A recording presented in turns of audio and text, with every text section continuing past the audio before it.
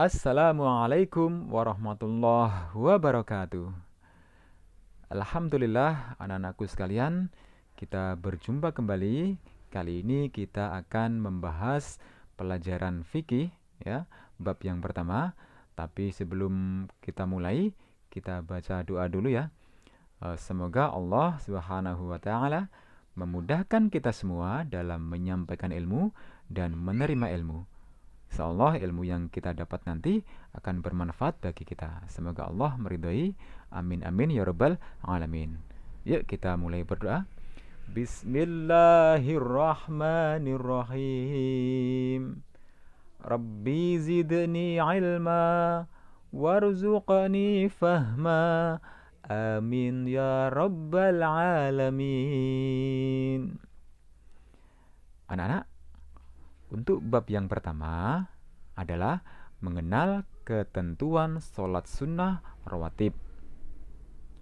Sholat sunnah rawatib itu apa?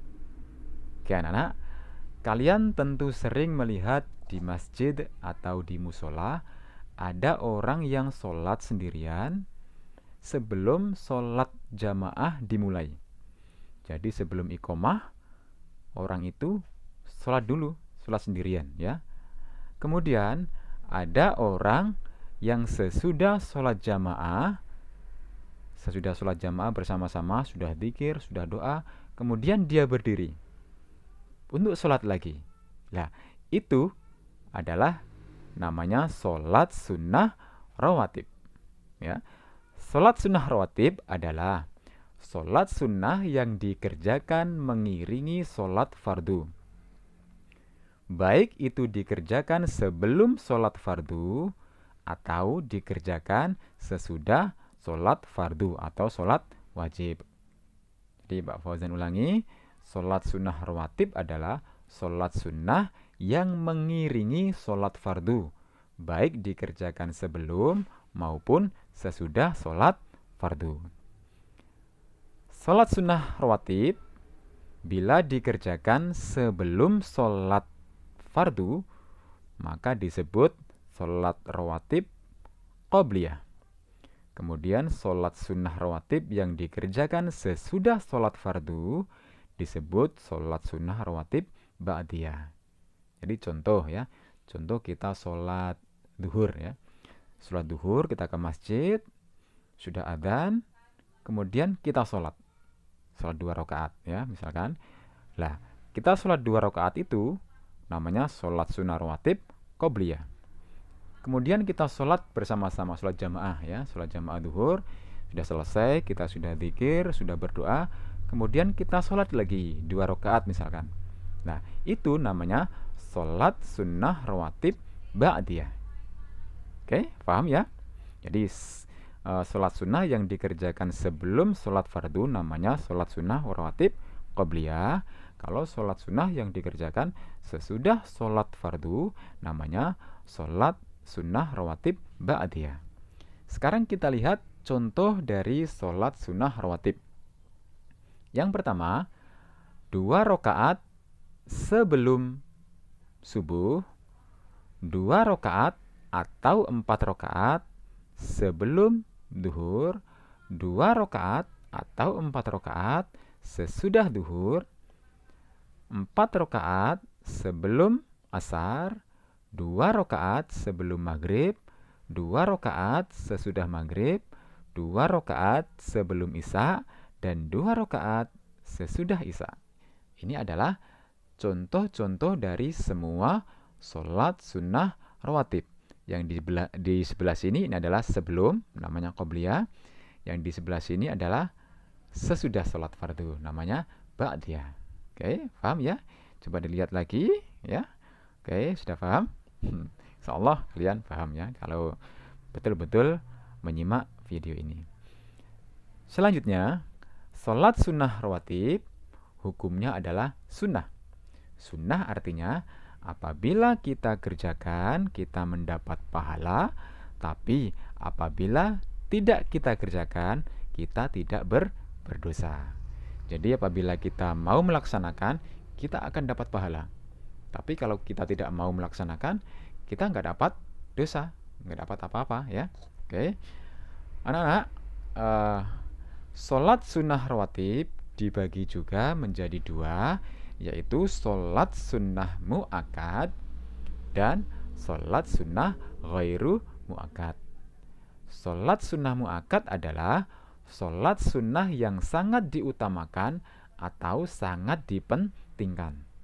Jadi kalau bisa kita laksanakan. Itu namanya sholat sunnah mu'akkad. Kenapa kok sangat diutamakan? Karena sholat sunnah mu'akkad ini adalah sholat sunnah yang menjadi kebiasaan dari Nabi Muhammad SAW. Kita sebagai umatnya Nabi, maka kita harus itba kepada semua ajaran Nabi. Kita berusaha untuk melaksanakan apa yang diajarkan oleh Nabi, termasuk sholat sunnah rawatib ini. Jadi sholat sunnah mu'akkad adalah sholat sunnah yang sangat dipentingkan. Yang kedua adalah sholat sunnah ghairu mu'akkad. Sholat sunnah ghairu mu'akkad ini adalah sholat sunnah yang kurang diutamakan, kurang dipentingkan. Kenapa kok kurang dipentingkan? Karena sholat sunnah ini hanya kadang-kadang dilakukan oleh Nabi Muhammad. Tidak seperti tadi, tidak seperti sholat sunnah mu'akkad ini menjadi kebiasaan. Tapi sholat sunnah ghairu mu'akkad ini Nabi hanya kadang-kadang melaksanakan.